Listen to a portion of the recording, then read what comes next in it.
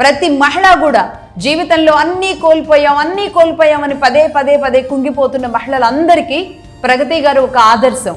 మనం గత చరిత్రలో ఉన్న గొప్ప వాళ్ళ గురించి చదువుకుంటే ఇప్పుడు మనం కష్టాలు వచ్చినప్పుడు మనం ఎలా నిలబడగలుగుతామో మనకే తెలుస్తుంది.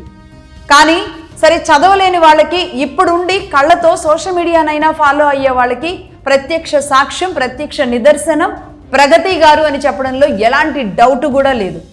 కాబట్టి సోషల్ మీడియాలో అవి ఇవి ఈ గాసిప్స్ ఆ గాసిప్స్ చూసేదానికంటే ఇలాంటి మహిళల సక్సెస్ని, తను వచ్చిన విధానాన్ని చూడాల్సిన అవసరం ఉంది. అలాగే ఇంకొక విషయం, తను ప్రగత్ స్ట్రాంగ్ అని తను ఒక యూట్యూబ్ ఛానల్ రన్ చేస్తారు. ఆ ఛానల్లో ఎంత అసహ్యంగా చాలామంది ఇప్పటివరకు మెసేజ్లు పెడుతూ వచ్చారో నేను గతంలో కూడా కొన్ని చూశాను. బట్ ఆవిడ వెయిట్ లిఫ్టర్ అని చాలామందికి తెలీదు.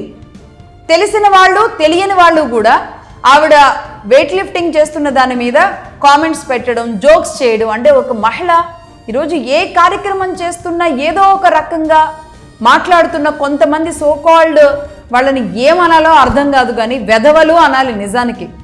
ఈ సందర్భంగా ఇంతమంది చూస్తున్న మీడియా వేదికగా నేను వెధవలు అనడం నాకు చాలా ఇబ్బందే. కానీ అంటే బూతులు తిడుతూ ఎందుకు నేను ఇంత మాట అనాల్సి వచ్చిందంటే, సోషల్ మీడియాలో వాళ్ళకు ఒక ఐడి ఉంటుంది, ఐడికి ఒక ఫోటో ఉంటుంది, అయినా సరే అశ్లీలమైన పచ్చి బూతులు మహిళల పట్ల మాట్లాడుతున్న వాళ్ళు ఉన్నారు చూడండి. వాళ్ళు ఎక్కడైనా ఎదురు పడితే చంప మీద లాగిపెట్టి కొట్టాలన్నంత అంతగా మారాలి సొసైటీ. అంటే ఇలాంటివి పెట్టకూడదు అనేది కూడా కనీస జ్ఞానం లేకుండా పెడుతూ ఉన్న ఒక వర్గం ఏదైతే ఉందో వాళ్ళని ఈరోజు వెలేయాలేమో అనిపిస్తుంది. ఈ 2 సంవత్సరాల క్రితం అయితే ఒక 5 ఏళ్ల పాటు ఇది ఇంకా వికృతంగా నడిచింది. స్టిల్ చాలా మంది అలాగే నడిపిస్తున్నారు. బూతు మెసేజ్ వచ్చిందంటే గనక ఆ మెసేజ్ ఎవరు, వాళ్ళది ఎలా డిలీట్ కొట్టాలో అలాంటి అల్గారిథం అయితే రావాల్సిన అవసరం ఉంది. నాకు ఈ సందర్భంగా ఈ విషయం చెప్పాలనిపిస్తుంది కాబట్టి చెప్పాను. ప్రగతి గారి విషయంలో ఒక బూతు అంటే ఈ బూతులన్నీ ఇలా ఉంటాయి, దీనికి ఏమైనా అల్గారిథం సెట్ చేసి ఈ బూత్ వచ్చినప్పుడు ఇతని ఐడెంటిటీ మొత్తం కూడా వచ్చి సోషల్ మీడియాలో రిఫ్లెక్ట్ అవ్వాలి. ఇతని ఫోన్ నెంబర్ ఏంటి, ఇతని అడ్రస్ ఏంటి, ఇతని లొకేషన్ ఏంటని. అప్పుడైనా ఇలాంటి వాళ్ళు సోకాల్డ్ వెధవలు ఎవరైతే ఉన్నారో వీళ్ళు మారతారేమో అనిపిస్తుంది. అసలు విషయం గురించి మాట్లాడబోతున్నా. ప్రగతి గారు సాధించిన విజయాలను ఇప్పుడు నేను చెప్పాను కదా, ఇవి ఒక మహిళగా ఆవిడ ఇంకా ముందుకు వెళ్ళాలని కోరుకోవాలి. ఆవిడ ఉన్నది ఎక్కడ, ఏదో ఒక పల్లెటూరులో మారుమూల గ్రామంలో నుంచో రాలేదు. అలాగే వచ్చినా ఆవిడేమో అక్కడ లేరు ప్రస్తుతానికి. హైదరాబాదులో ఎంతోమంది సెలబ్రిటీల మధ్య, సెలబ్రిటీగా చాలా పెద్ద వాళ్ళ మధ్య పెద్ద హీరోలు హీరోయిన్లతో నటిస్తూ ఉన్నారు కదా. కానీ మరి ఇంత పెద్దవాళ్ళు ఎందుకు ప్రగతి గారికి అంత పెద్ద స్థాయిలో ఒక విషెస్ చెప్పలేకపోయారు? ఎందుకు ఆవిడకు ఒక సన్మానం చేయలేకపోయారు?